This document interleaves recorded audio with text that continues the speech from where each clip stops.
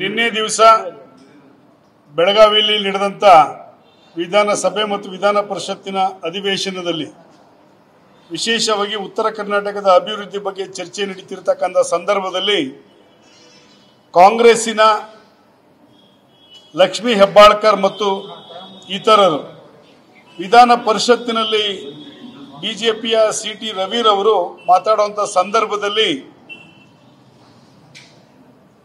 ಲಕ್ಷ್ಮೀ ಹೆಬ್ಬಾಳ್ಕರ್ ಅವರು ಕೊಲೆಗಡಕ ಅನ್ನೋ ಪದವನ್ನು ಉಪಯೋಗಿಸಿ ಸಿಟಿ ರವಿಯವರನ್ನ ಅವಮಾನಿತರನ್ನಾಗಿ ಮಾಡಿದ್ರು.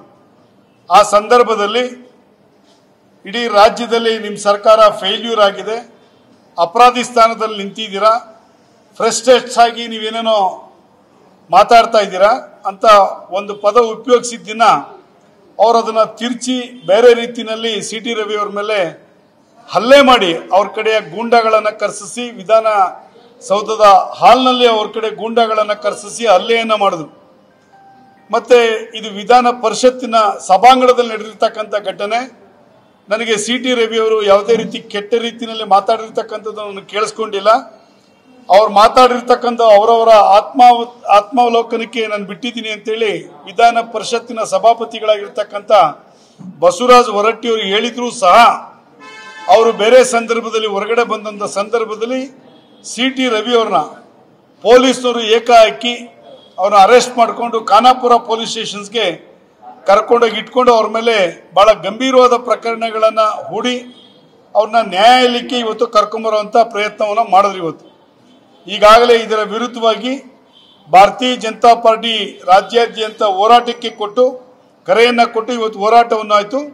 ಇವತ್ತು ಕರ್ನಾಟಕದ ಉಚ್ಚ ನ್ಯಾಯಾಲಯದಲ್ಲಿ ಸಿಟಿ ರವಿಯವರ ಬಂಧನ ಮತ್ತು ಅವ್ರ ಮೇಲೆ ಹಾಕಿರ್ತಕ್ಕಂಥ ಮೊಕದ್ದಮೆಗಳನ್ನು ಪ್ರಶ್ನಿಸಿ ಭಾರತೀಯ ಜನತಾ ಪಾರ್ಟಿ ನ್ಯಾಯಾಲಯದ ಮೊರೆ ಹೋದ ನಂತರ ಇವತ್ತು ನ್ಯಾಯಾಲಯ ಸಿಟಿ ರವಿಯವರಿಗೆ ಮಧ್ಯಂತರ ಜಾಮೀನನ್ನು ನೀಡಿ ಸಿಟಿ ರವಿಯವರನ್ನು ಎಲ್ಲಿ ಬೆಳಗಾವಿಯಿಂದ ಕರ್ಕೊಂಬರ್ತಾ ಇದ್ದಾರೆ, ಯಾವ ಜಾಗದಲ್ಲಿ ಇದ್ದಾರೋ ಅಲ್ಲಿಂದನೇ ಅವ್ರನ್ನ ಬಿಡುಗಡೆಗೊಳಿಸಬೇಕು ಅಂತ ಹೇಳಿ ಸರ್ಕಾರಕ್ಕೆ ಒಂದು ರೀತಿ ಕಪಾಳ ಮೋಕ್ಷವನ್ನು ಇವತ್ತು ಕರ್ನಾಟಕ ಉಚ್ಚ ನ್ಯಾಯಾಲಯ ಮಾಡಿದೆ. ಇವತ್ತು ಈ ರಾಜ್ಯದ ಗೃಹ ಸಚಿವರು ಬೆಳಗಾವಿನ ಪೊಲೀಸ್ ಅಧಿಕಾರಿಗಳಿಗೆ ಒಂದು ರೀತಿ ಮುಖಭಂಗವಾಗಿದೆ. ಡಿ.ಕೆ. ಶಿವಕುಮಾರ್ ಅವರು ಗೃಹ ಸಚಿವರು ಅವರು ಈ ಅಧಿಕಾರದಲ್ಲಿ ಮುಂದುವರಲಿಕ್ಕೆ ಯಾವುದೇ ರೀತಿ ನೈತಿಕತೆ ಇಲ್ಲ. ರಾಜ್ಯದಲ್ಲಿರ್ತಕ್ಕಂಥದ್ದು ಇವತ್ತು ಕೆಲವು ವಿಭಾಗದಲ್ಲಿ ಪೊಲೀಸ್ ಗೂಂಡಾಗಿರಿ ಮಾಡ್ಕೊಂಡು ಇವತ್ತು ಹತ್ತಿಕ್ಕೋ ಕೆಲಸವನ್ನ ಮಾಡ್ತಾ ಇದ್ದಾರೆ. ರಾಜ್ಯ ಸರ್ಕಾರದ ವೈಫಲ್ಯಗಳನ್ನ ಯಾರು ಟೀಕೆ ಮಾಡ್ತಾರೆ, ಯಾರು ಚರ್ಚೆ ಮಾಡ್ತಾರೆ, ಅವ್ರ ವಿರುದ್ಧವಾಗಿ ಮೊಕದ್ದಮೆಗಳನ್ನು ಹಾಕುವಂಥದ್ದು, ಕೇಸನ್ನ ಹಾಕುವಂಥದ್ದು ಮತ್ತು ಅವ್ರ ಮೇಲೆ ಹಲ್ಲೆಗಳನ್ನು ಮಾಡ್ತಕ್ಕಂಥದ್ದು, ಅವರಿಗೆ ಜೀವ ಬೆದರಿಕೆ ಹಾಕುವಂತ ಕೆಲಸವನ್ನ ಮಾಡ್ತಾ ಇದೆ. ಇವತ್ತು ಸಿಟಿ ರವಿ ಬಂಧನವನ್ನ ತಕ್ಷಣವೇ ಬಿಡುಗಡೆ ಮಾಡಬೇಕು ಅಂತೇಳಿ ರಾಜ್ಯ ಸರ್ಕಾರಕ್ಕೆ ಇದು ನ್ಯಾಯಾಲಯ ಇವತ್ತು ಛೀಮಾರಿ ಹಾಕಿದೆ. ಇವತ್ತು ನ್ಯಾಯಾಲಯ ಕೊಟ್ಟಿರ್ತಕ್ಕಂಥ ತೀರ್ಪನ್ನ ಭಾರತೀಯ ಜನತಾ ಪಾರ್ಟಿ ನಾವು ಆತ್ಮೀಯವಾಗಿ ಸ್ವಾಗತವನ್ನು ಬಯಸಿಸಿ ಈ ತಕ್ಷಣಕ್ಕೆ ಯಾವುದೇ ಕಾರಣಕ್ಕೂ ಅಧಿಕಾರದಲ್ಲಿ ಮುಂದುವರಲಿಕ್ಕೆ ಪರಮೇಶ್ವರರಿಗೆ ನೈತಿಕತೆ ಇಲ್ಲ ಅನ್ನತಕ್ಕಂಥ ಮಾತನ್ನ ಭಾರತೀಯ ಜನತಾ ಪಾರ್ಟಿ ಹೇಳಿಕ್ಕೆ ಇಚ್ಛೆ ಪಡ್ತೀವಿ. ಕೆಲವೇ ಕ್ಷಣಗಳಲ್ಲೇ ಭಾರತೀಯ ಜನತಾ ಪಕ್ಷದ ಕಾರ್ಯಕರ್ತರು ಸಿಟಿ ರವಿಯವರ ಬಿಡುಗಡೆಯನ್ನ ಪಟಾಕಿ ಹೊಡೆಯೋದ್ರ ಮುಖೇನ ಇದನ್ನು ಸಂಭ್ರಮಿಸ್ತೀವಿ.